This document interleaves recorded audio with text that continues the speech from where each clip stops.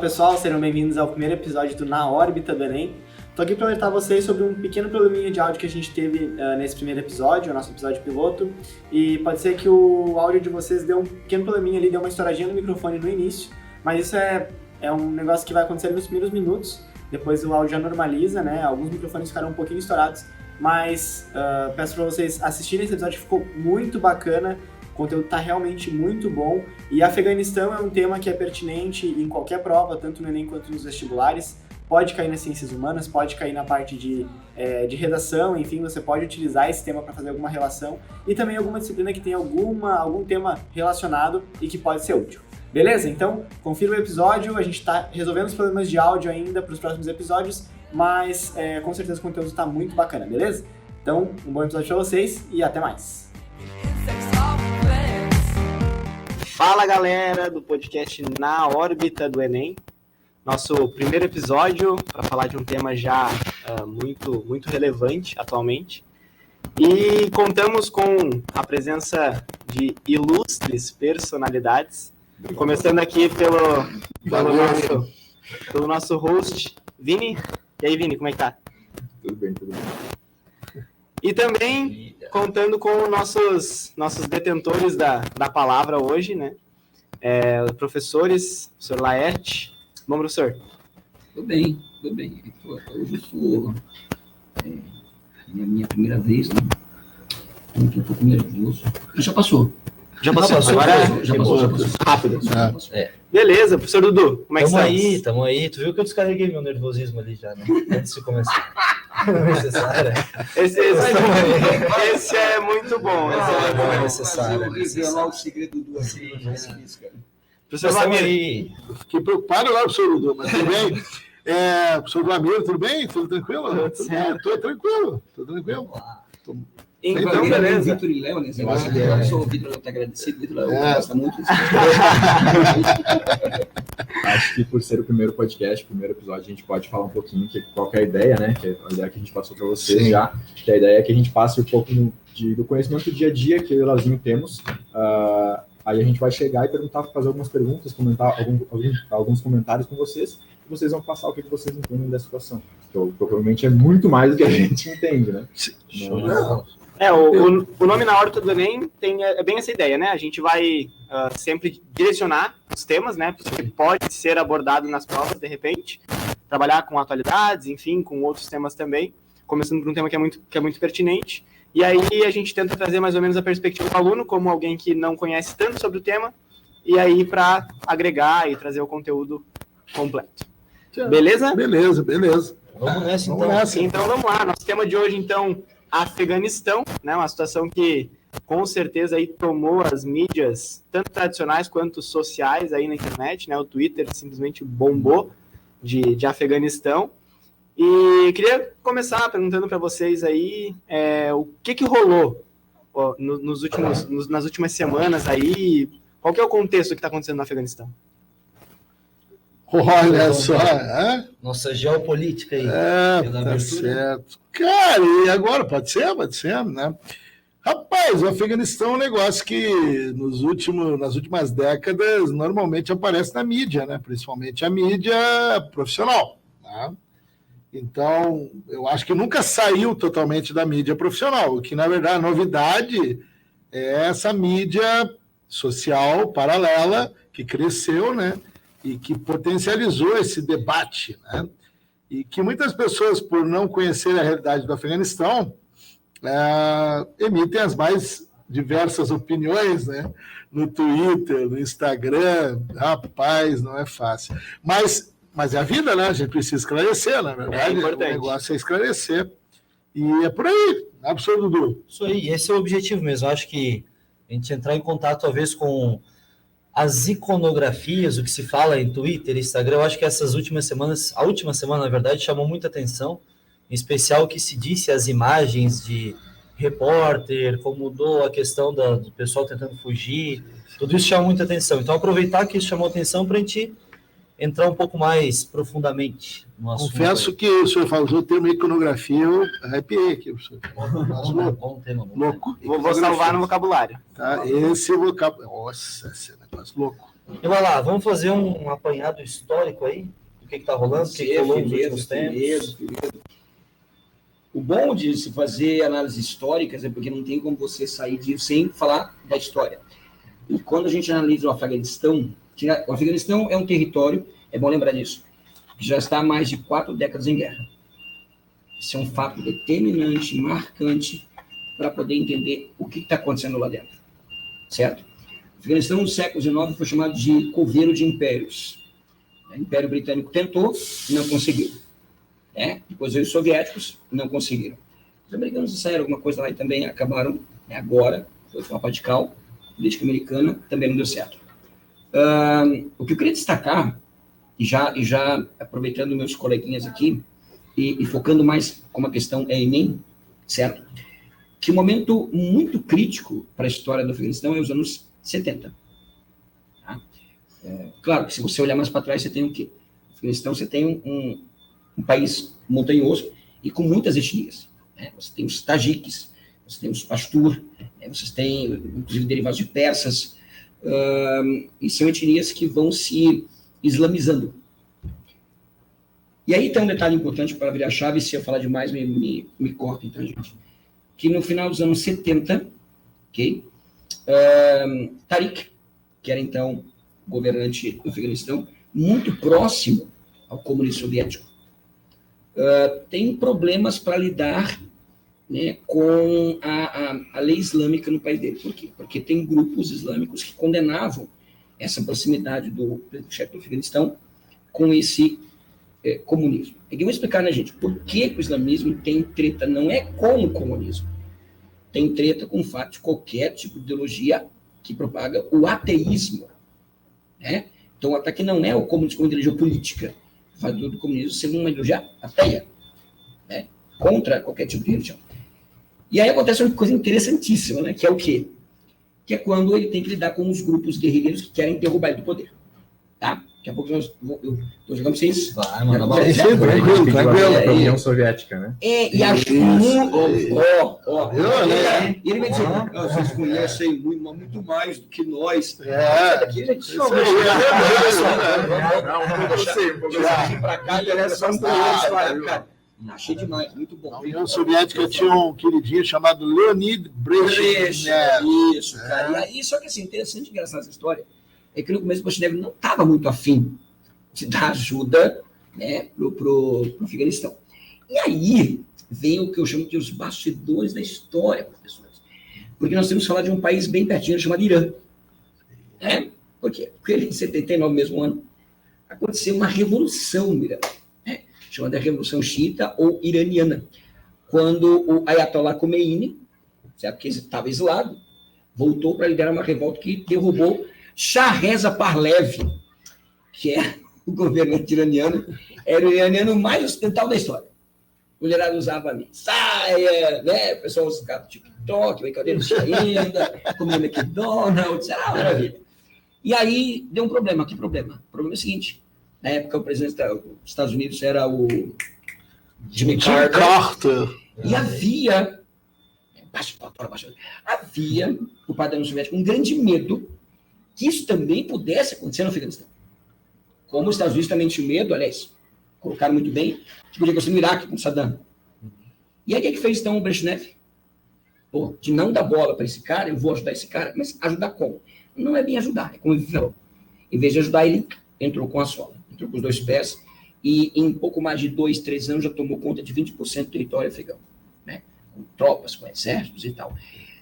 E eu vou passar a bola aos meus colegas, que isso tem uma consequência não só para o Afeganistão, mas para o mundo também, claro.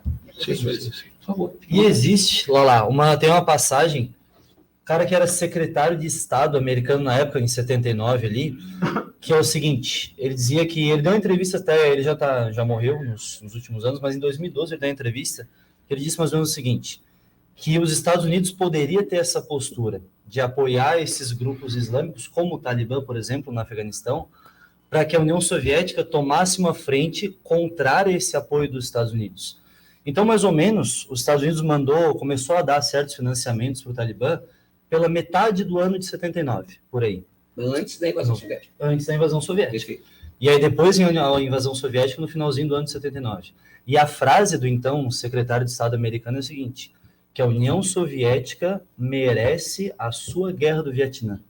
Que a União Soviética merece tomar talvez aquele mas isso é, que os Estados Unidos mas que é machismo, né, meu? É machismo aí. Exatamente, que é durante o governo do Jimmy Carter, que a gente estava comentando aqui. Então, voltar a resgatar essa questão de origem, como o Talibã se fortaleceu, esse discurso anti-ateu do mundo islâmico é extremamente importante. E uma coisa que eu acho que a gente tem que tomar bastante cuidado também, o Lala citou de maneira bem importante, é que Talibã e outros grupos islâmicos dessa região do Afeganistão, eles são islâmicos, mas não são árabes. Então, muito desse radicalista, a origem étnica árabe é da região da Península Arábica, é Arábia Saudita, aquela região toda, Afeganistão, está lá do ladinho de Irã. Também o povo de árabe. Pois é, também foram arabizados ali. Todo mundo para aqueles lados é árabe. Exato, acho que todo mundo que é islâmico. Sim. E aí a pessoa de São Paulo, que acho que para baixo do legal. E todo mundo da Bahia para cima é Paraíba. Então, desculpa a observação, olha a felicidade do Pacheco. Tá animadão, hein? A nossa direção tá... Show de produção. Maravilha. Então, fazer essa associação também, antes de a gente passar, já te manda a palavra, Vlamas. Tá bom, tranquilo. Mas a gente associar talvez algumas das coisas que mais nos chocam sobre a questão do Talibã atual, que é a sua regra, a sua interpretação extremamente radical, fundamentalista, tem bastante gente até que diz que é uma interpretação não fundamentalista, mas deturpada, de certa forma, da lei islâmica.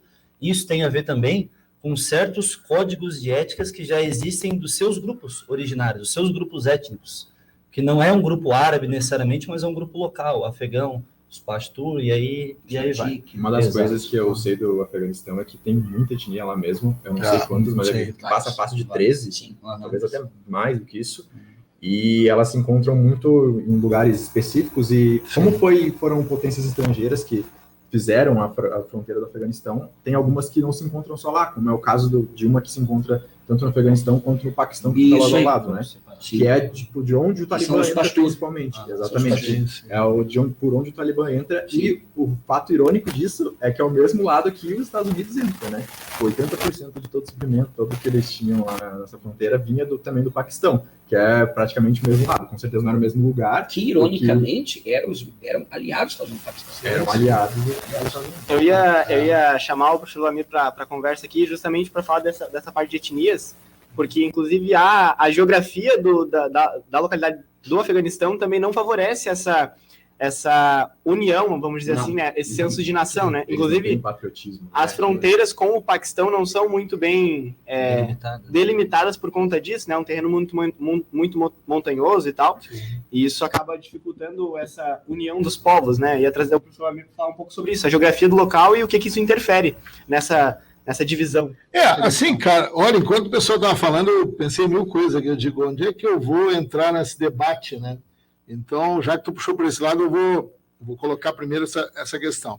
Assim, tem a questão da geografia política da região e a geografia física, né? Então, veja bem, no caso da geografia física, né, realmente o território é montanhoso, tem cavernas pra caramba, é um território árido, em vários aspectos. Não é um território daqueles do Oriente Médio, que você diz assim, aqui tem um monte de petróleo, né? Aqui tem riquezas naturais, né? Que chamam muita atenção. Na verdade, é muito mais um ponto estratégico, né? É um ponto estratégico. Essa é uma questão econômica que não dá para a gente negar, tá? O grande produtor de ópio do mundo, um dos grandes produtores de ópio do mundo é o Afeganistão, né? E de lá sai a matéria-prima para uma das drogas mais consumidas do mundo, que é a heroína, né? E tem vários derivados do ópio aí dessa questão, que é de onde muitos desses grupos tiram a grana para poder sobreviver. Fala, professor Led. Entre 10 jovens no Afeganistão de classe média é viciado em heroína. Viu? Interessante. É complicado, né? Eu queria também pegar essa parte política, que eu acho que isso é importante. É que as fronteiras da região, do que nós chamamos de Oriente Médio hoje, e o Afeganistão é a beirada do Oriente Médio, né? Porque normalmente na divisão da Ásia, você coloca o Afeganistão no Oriente Médio, junto com Irã, Iraque e companhia, e coloca o Paquistão no subcontinente indiano, porque o Paquistão já foi parte da Índia, tá? Então, na verdade, os dois são muçulmanos, têm uma íntima relação, mas cada um é estudado numa região da Ásia, né? E os países dessa região, eles foram muitas vezes constituídos a partir de uma partilha, de uma divisão, que foi feita pelo Ocidente, né, em determinado momento da história, né? Então há uma coisa muito mal resolvida ali, né, que não respeita muitas vezes fatores geográficos físicos, que poderiam ser facilmente os limitadores, as fronteiras. Opa, caiu o microfone, é a emoção, é a emoção. Caiu que nem né? o governo do Tadeu. Acho que Não, aqui é. eu acho, Perdão. Esse cara sempre teve, esse cara que boicota. Tá bom, né? Então, tem essas duas situações, né? Eu queria realçar uma outra coisa que o Laerte comentou ali, que eu acho interessante, né? O Laerte fez uma comparação em 79 com a Revolução Islâmica, né, do Irã, né? E o fato de aqui no Brasil, por exemplo, a gente começar a conhecer melhor o islamismo, ou pelo menos uma parte dele, mas eu acho que de uma forma muitas vezes deturpada, é que a Revolução Iraniana ela trouxe para nós uma situação que colocou um grupo específico islâmico como radical, que eram os xiitas do Irã. Sim. Tá? Então, começou-se a usar aqui no Brasil termos como radical, sinônimo de xiita. Né? Xiita radical. Né? Então, até na política nacional aqui, às vezes você dizia os xiitas do partido tal. Tá? E aí, o que esses grupos, melhor dizendo, afegãos, né, acabaram mostrando para o mundo, eu acho que é isso que às vezes surpreende as pessoas, é que o radicalismo ele não está só vinculado ao xismo. Né? O xismo é um conservadorismo, né, bastante expressivo, com o radicalismo, mas eu vejo hoje na situação mundial, quando você analisa os grupos radicais, hoje o radicalismo é muito mais comum entre os sunitas, que é o grupo majoritário do Islã, e o caso do Talibã é um caso clássico, né? Porque lá nas escolas, nas chamadas madraças, né, onde os caras estudam e tornam-se radicais normalmente, tá? Isso é uma coisa típica, por exemplo, das comunidades sunitas, né, que interpretam o Alcorão de uma forma, né, e leem as sunas, né, os ditos e feitos do profeta Maomé, né, como de uma forma extremamente deturpada. Tá? Na verdade. Aliás, vou jogar lá para o Sr. Laerte, de repente, lá no outro lado, que o Sr. Laerte, eu estava lendo uma vez sobre as sunas, né, e em história, normalmente, os historiadores são chatos, né, professor? Essa é uma questão importante, né?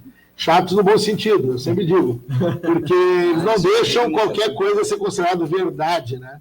Então, quer dizer, existem sempre questionamentos. E parece que boa parte das sunas, né, professor?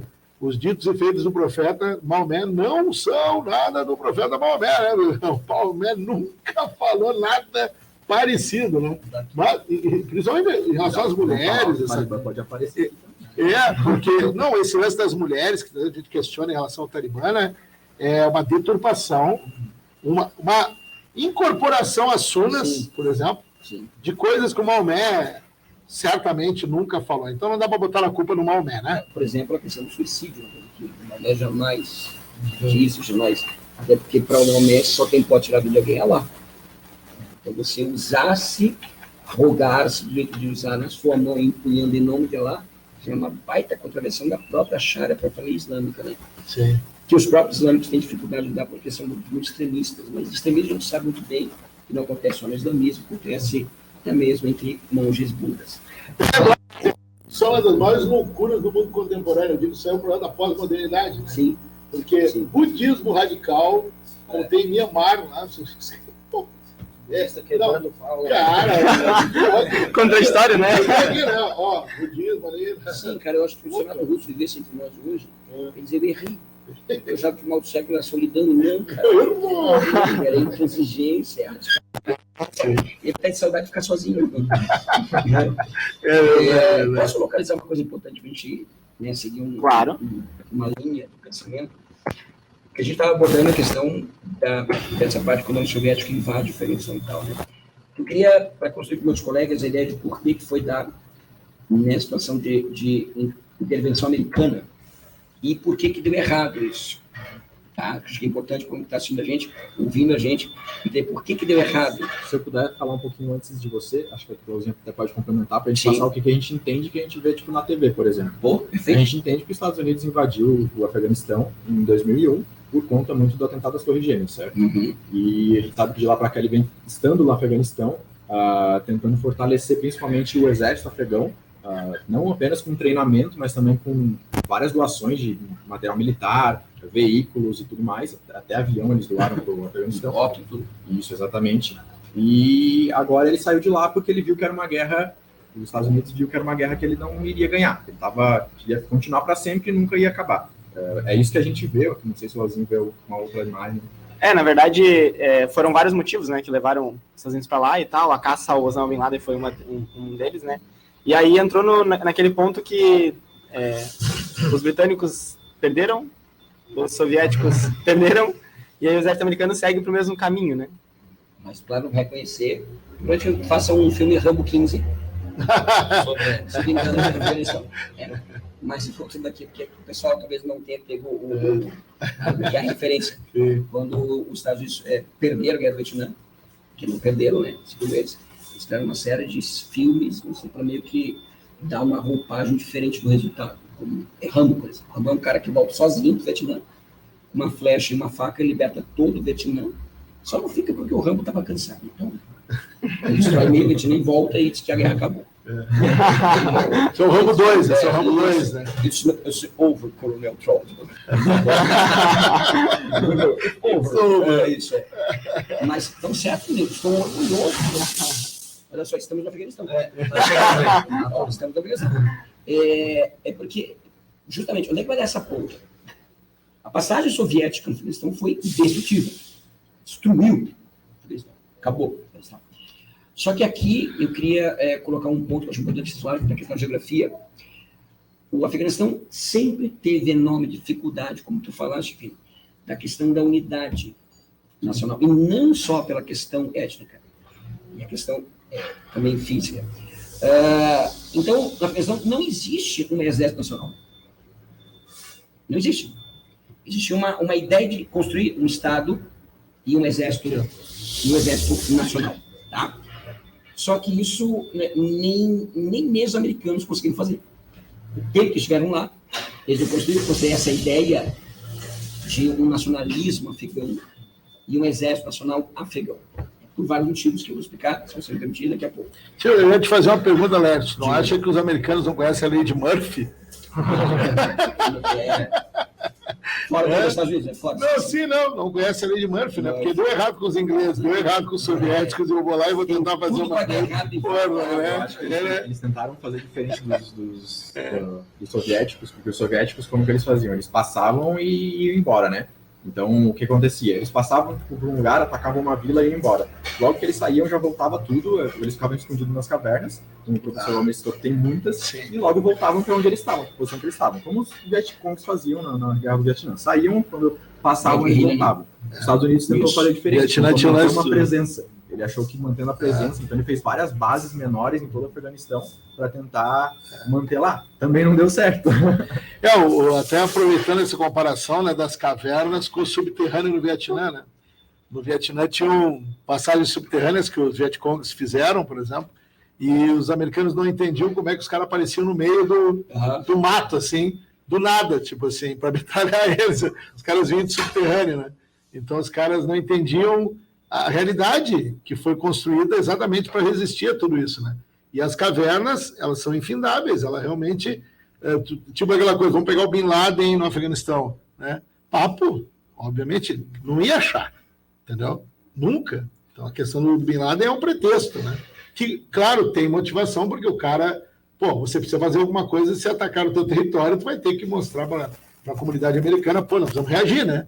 Mas agora, pegando o ponto solto do professor aqui no Bin Laden, quando finalmente a União Soviética é expulsa, 10 anos depois da Guerra Civil, quer dizer, com a União Soviética, em 89, muito mais em função de uma crise que vai acontecer justamente em consequência desse investimento que o soviético não tinha mais como fazer no Afeganistão, porque a União Soviética estava quebrada economicamente. Isso provocou também a fissura do Partido Comunista, que lançou o Gorbachev como secretário-geral. E ele vai começar a afrouxar essa corda, essa tensão com o Afeganistão e assinalar para a retirada das tropas, né? E aí acontece o ponto de inflexão. Que ponto é esse? Durante esses anos, inclusive antes de 79, esse secretário que você mencionou do governo de Jimmy Carter, os americanos meio que conclamaram o mundo árabe, que era contra, digamos, a intervenção soviética no Afeganistão, para enviar pessoas para ajudar na guerrilha. E vieram de tudo quanto é canto. Veio do Iraque, veio de tudo quanto é canto. E veio o tal do Bin Laden. Que estava no Sudão, isso? Se não foi memória, ele tinha sido expulso da Arábia, naquele meio tempo ali, pela própria família. E ele foi, então, enviado via Paquistão, no Afeganistão. E, então, ele é treinado pela CIA, na Alemanha Ocidental. De passagem, na Alemanha Ocidental. E aí, como ele era um cara bilionário e tal, está muito bem nessa história. Inclusive, a revista americana tratava o Bin Laden como um herói, quer dizer, como um paladino da libertação do Afeganistão. Isso é uma coisa muito curiosa. Só que os americanos prometeram aos mujahidins, que eram os guerrilheiros que lutavam para tirar os soviéticos lá do Afeganistão, que os Estados Unidos iriam ajudar a reconstruir o Afeganistão. Ok? E aí tem 2 pontos importantes de por que vira a chave do Bin Laden. A primeira é que essa promessa não foi cumprida. Entregaram o Afeganistão à própria sorte. Aconteceram 6 anos de guerra civil, e desses 6 anos de guerra civil, todos os grupos guerreiros que lutavam pela libertação lutaram uns contra os outros. Pelo poder. No final das contas, o Talibã... Um deles é os Pashtun Talibã, que em 96 tomam poder. Ok? E o Bin Laden vai para aquela limite ali, a fronteira entre Afeganistão e Paquistão. Se esconde lá. E lá monta a base. Al-Qaeda. E aí um outro ponto de virar chave, quando é tipo um ano depois que a guerra do Afeganistão termina, que o Saddam Hussein inventa de querer cobrar um barril de petróleo a um preço X, enquanto que o Kuwait e o resto da OPEP cobravam um preço Y. Porque segundo, para resumir aqui, né? Saddam também foi o grande herói americano na guerra do Iraque. Recebeu toneladas de armamento americano, logística, Google, escuridão e tal. Apoio do Goku, do Vegeta, todo mundo. E ele percebeu que tinha a 4ª maior força de morte do mundo. Ele meio que, tipo assim, deixa eu ver, o que estou devendo dinheiro? Porque não tinha guerra no Iraque e o Kuwait emprestou dinheiro para Saddam. Toma aqui. Emprestou petróleo para Saddam. Toma aqui. E o Kuwait começou a cobrar. E para o pessoal que está em casa, o Kuwait também produz além de Guaraná petróleo, tá? Nossa! Olha aí! É isso, galera, o podcast. Só mais aqui. E aí ele invadiu o Kuwait, mas é outro papo, um outro podcast. O fato é que o Saddam vai dividir a opinião pública e, nesse momento, os americanos, juntamente com a ONU, conseguem uma liminar que permite uma ofensiva no Kuwait para expulsar o Saddam. Janeiro de 91. Mas, para isso, eles tinham que construir uma base muito próxima. Os americanos tinham base nenhuma. Tipo, base para enviar avião, explodir, tal. E a Arábia concede território árabe. O problema do território árabe é sagrado para muitas pessoas, os radicais, tipo Bin Laden, que ficou com essa história. E a Bin Laden muda a chave, porque abandonaram eles, no Afeganistão, sem um perfurado. Aí construiu um país destruído por 10 anos de guerra. Usaram o território sagrado para construir uma base blasfema. Certo? Ele disse, então bom. Quem era amigo era inimigo. E prometeu acabar com a influência americana no Oriente Médio. A partir, por exemplo, do Estado de Israel. Daí vira tudo inimigo. Israel, Estados Unidos, tudo inimigo. E os árabes que estão junto com Israel. Okay? Essa postura é interessante, porque ela fortalece a Liga Árabe, por exemplo. Que é contra o Estado de Israel. O fato que eu acho que é interessante são os atentados que o Bin Laden vai começar a exercer. 93, o Trade Center. 98, o World Trade Center. E em 2001, que é o Vladimir vai lembrar da referência. A primeira faz chance, a segunda faz twin. Deixa eu não aceitar, meu amigo. Ninguém vai entender isso aí. Nem tá achando que aqui vai entender, cara. E aí, cara? E aí tem o que vocês bem devem saber, que em 96 até 2001, o Talibã domina o Afeganistão. Certo? Ok. 2001 é um ano interessantíssimo, porque o Vladimir falou, não tem petróleo, mas tem gás natural. Sim, sim. E já estava rolando meio que um plano para a construção de um gasoduto. Essa porra, com participação de empresas. americanas.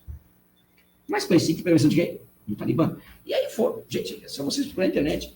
O Talibã teve avião fretado, cara, pelo Bush, para vir para os Estados Unidos para negociar com o Bush. Então o líder Talibã apertou a mão do Bushinho.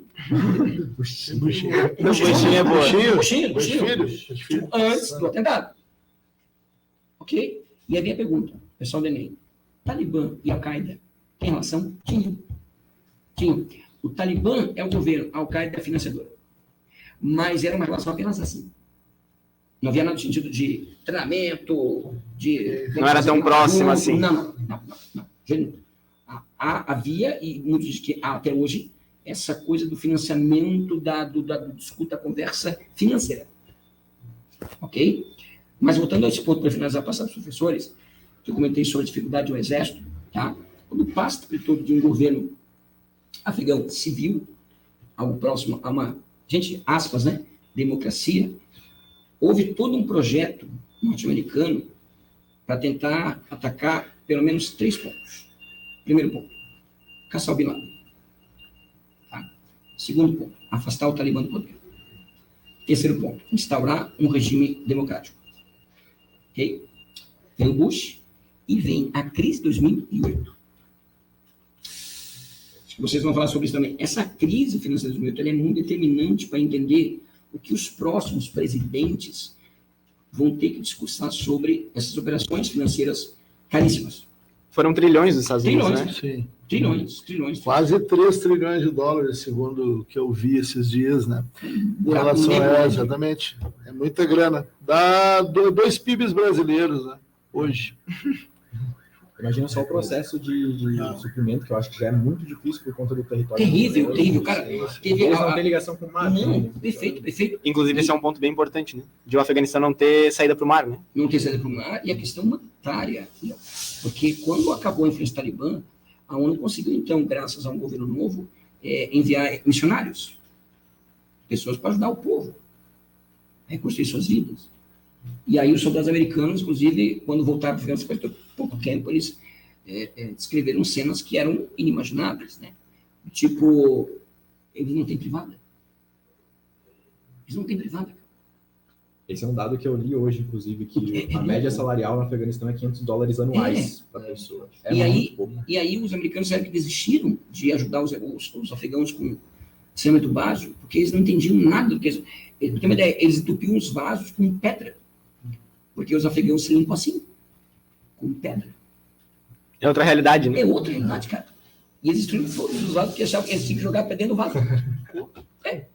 Eu trouxe uma repórter inglesa, em 2004, foi cobrir e achou no Afeganistão pessoas em Cabul, em Kandahar, somente homens. As mulheres não estavam ainda acostumadas a ir para a rua. E homens mutilados.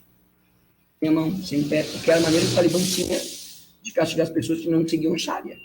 Então, quando você vê cena como aquelas, os caras subindo na asa do avião, é porque vem a memória coletiva de 2 décadas atrás do que acontecia com as pessoas que contrariavam simplesmente uma ordem suposta da Sharia islâmica.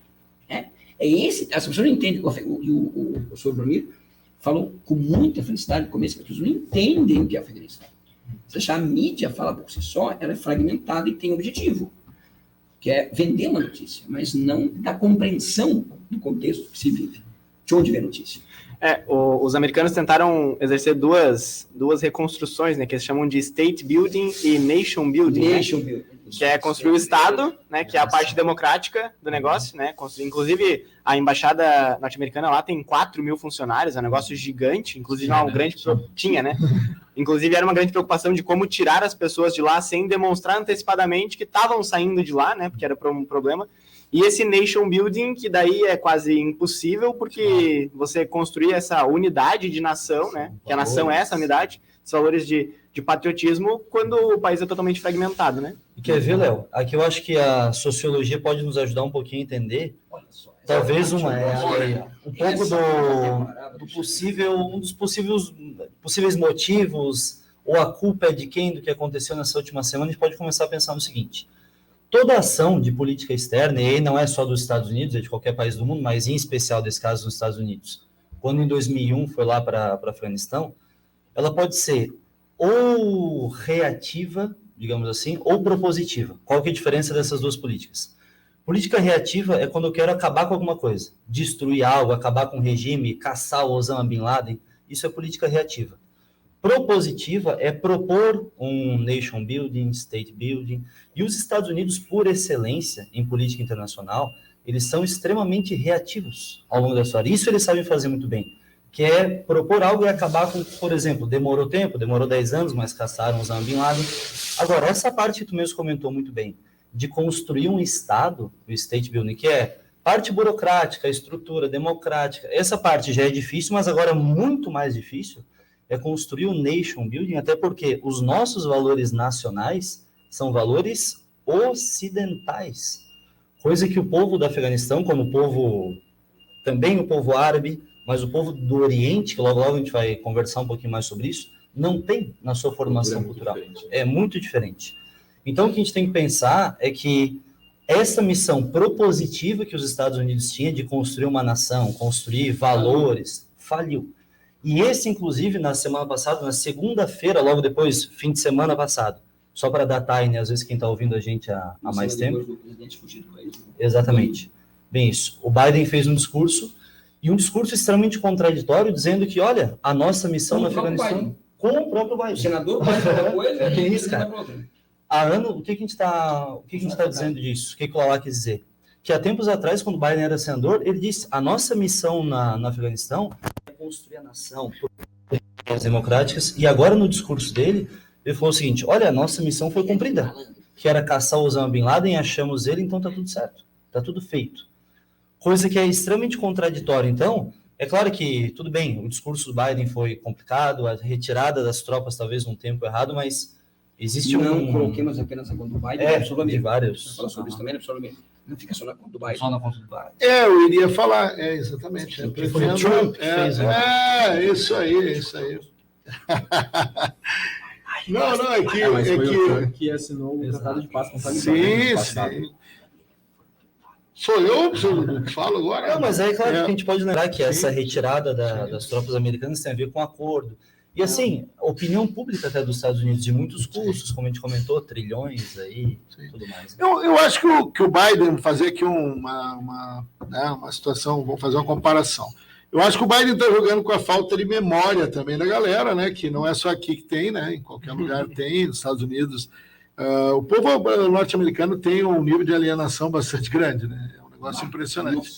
E, assim, o Trump assinou esse tratado, né, de retirada das tropas o ano passado, Maio. e ninguém fazia referência a isso. Até agora não lembrava, não queria lembrar, não se dizia nada. E, obviamente, né, com todo o caos gerado pelo processo, tinha que cair no colo de alguém, né? E o Biden nunca foi um cara muito bom de discurso, tá? Vamos deixar claro aqui que ele, como discurso, realmente como um cara, a retórica dele não é boa, não era como senador e não é agora como presidente. A eleição dele não foi baseada na retórica, né? A eleição dele foi baseada num conjunto de situações que se uniram em torno dele contra um cara especificamente. Então, o caso do Trump. O Trump deu um discurso agora essa semana, que foi muito engraçado até certo ponto, em que ele coloca toda a culpa do caos do Biden, né? Obviamente não cita, acho que não pode...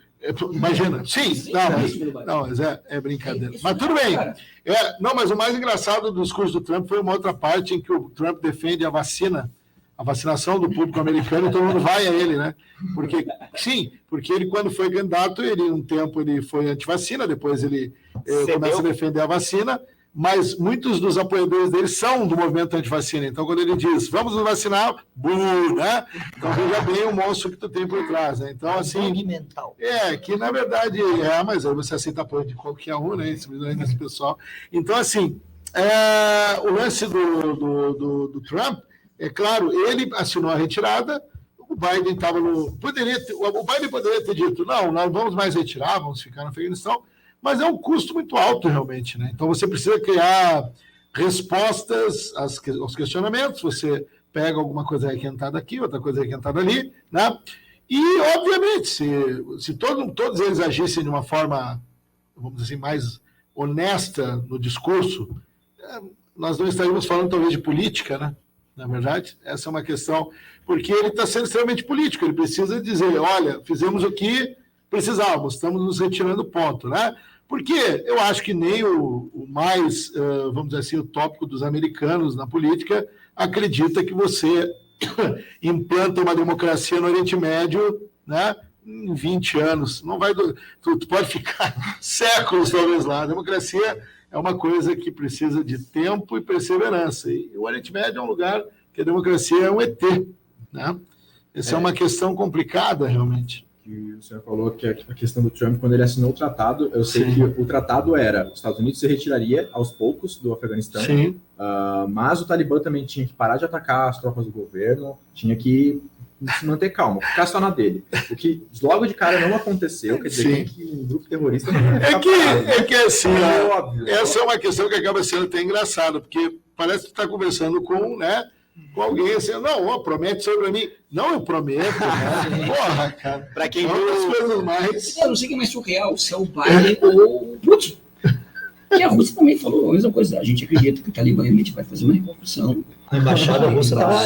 Sim, que o Talibã vai respeitar as mulheres. Pra quem viu recentemente o trailer do Homem-Aranha, tem uma cena onde o Homem-Aranha pede um feitiço de mudança temporal pro Doutor Estranho, e aí o Wong... spoiler do O Wong... Tá no trailer. Eu tô brincando com o trailer também. O Wong, que é um dos guardiões, fala pro Stephen, né? Stephen, não faça o feitiço. E aí o Stephen diz, tudo bem, eu não vou fazer.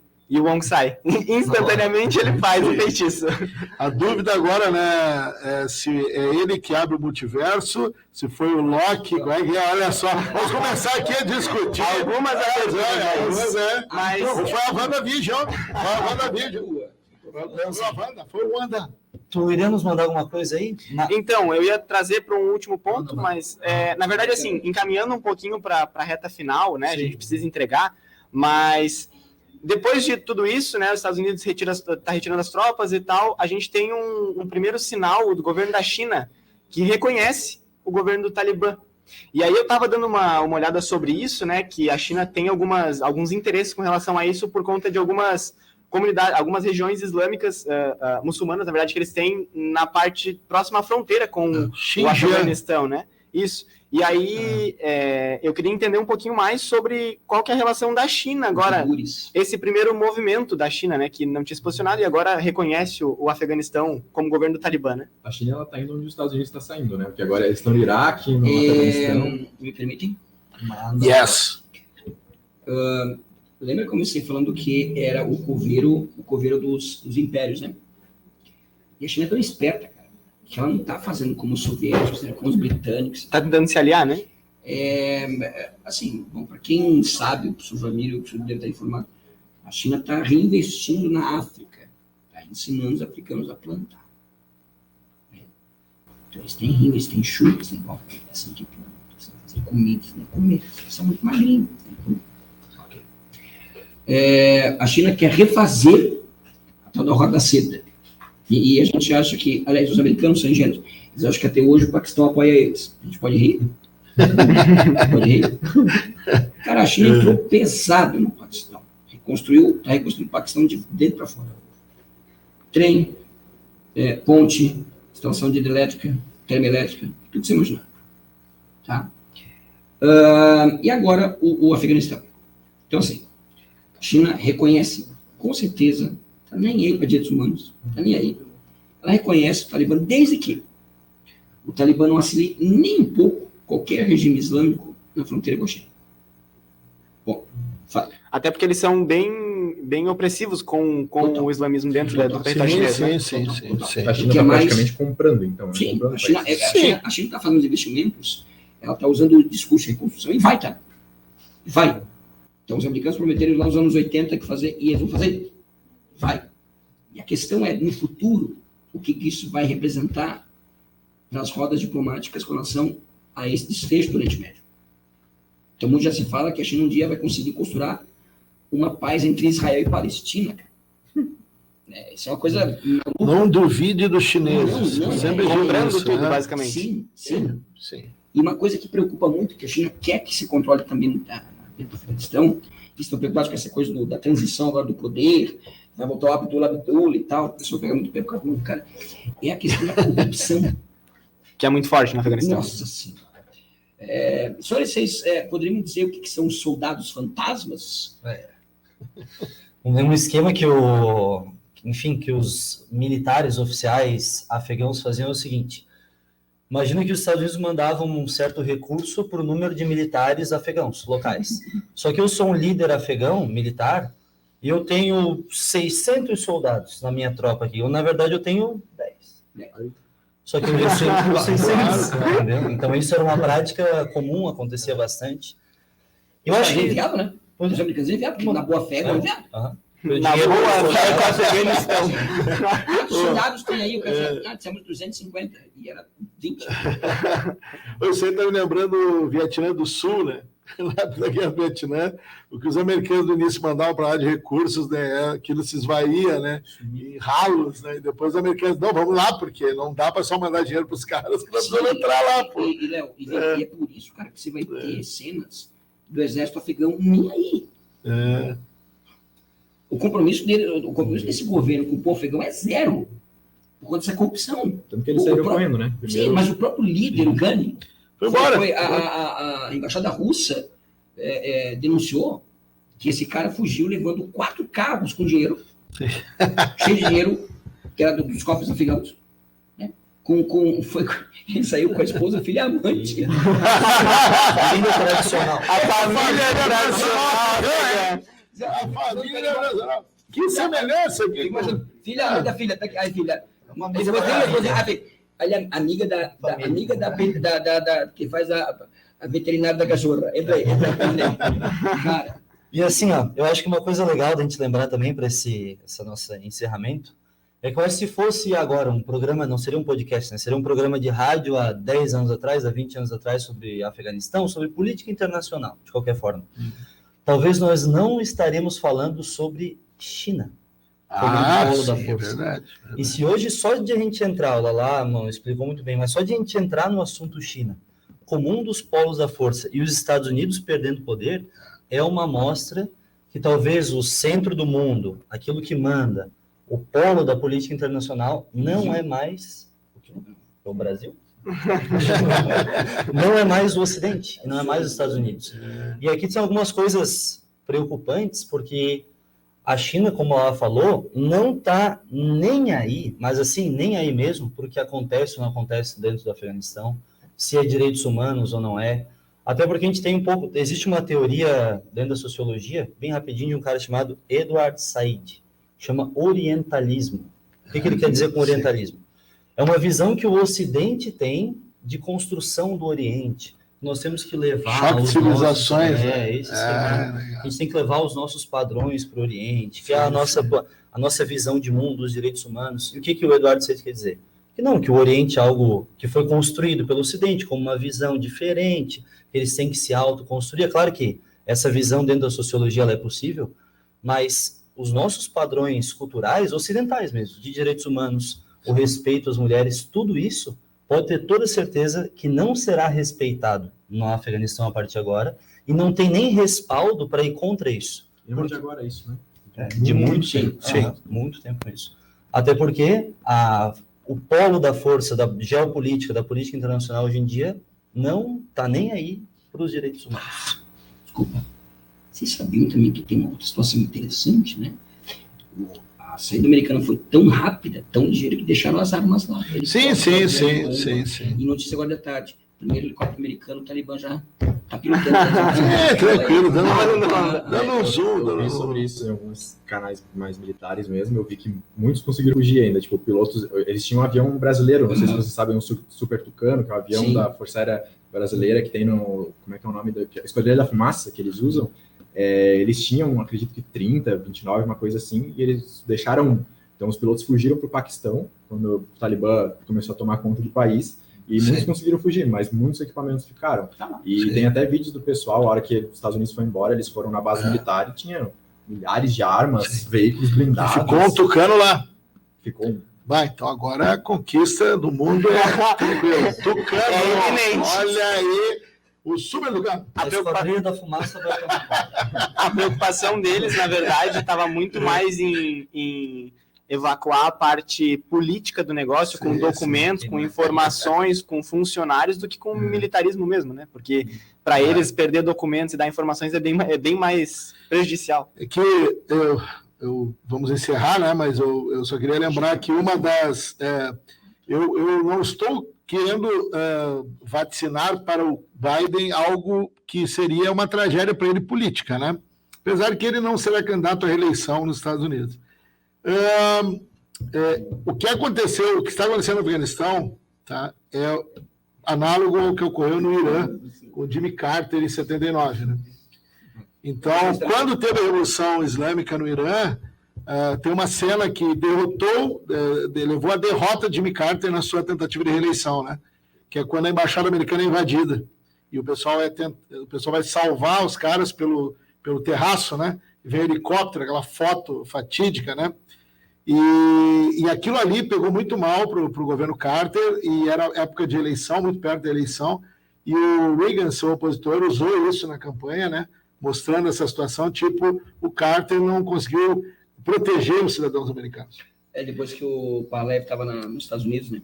Que ele não quis o Irã pediu o Pahlavi para ser julgado, como ele, e o americano negaram, porque os Estados Unidos não negociam com terroristas. E para se vingar, eles cercaram a embaixada americana. Então tem essa situação que envolve essa situação lá do Jimmy Carter. Eu penso hoje, Biden, a sorte do Biden é que esse processo está acontecendo no início do governo dele.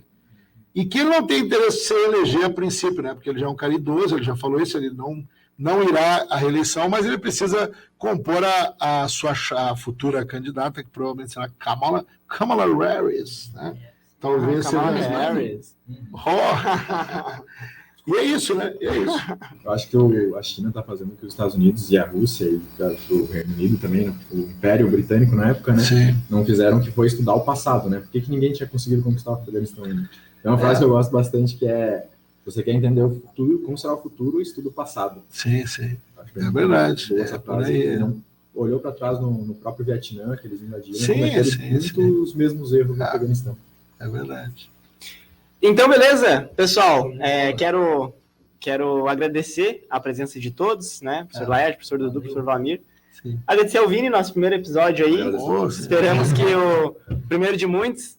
Com certeza que preciso de um agradecimento especial a Thiago Pacheco. Sigam no Instagram, @Pachedog. Sigam no Instagram, @Pachedog. Mas eu também queria lembrar para vocês seguirem no Instagram também, @NotaMáxima, @eu.edtech, que são, na verdade, os grandes realizadores deste podcast, que tem o seu episódio piloto hoje, e que esperamos que tenham outros falando de atualidades, falando de outros assuntos que também são pertinentes no Enem, e que vão ser importantes tanto para a parte de ciências humanas, mas também, de repente, para usar uma referência na redação, para, enfim, outros pontos, né, que também vão ser importantes no Enem. Beleza? Dessa forma, então, encerramos nosso primeiro episódio do Na Órbita do Enem, e muito obrigado a todos e até mais. Valeu! Valeu, Tchau, gente. valeu! Até mais.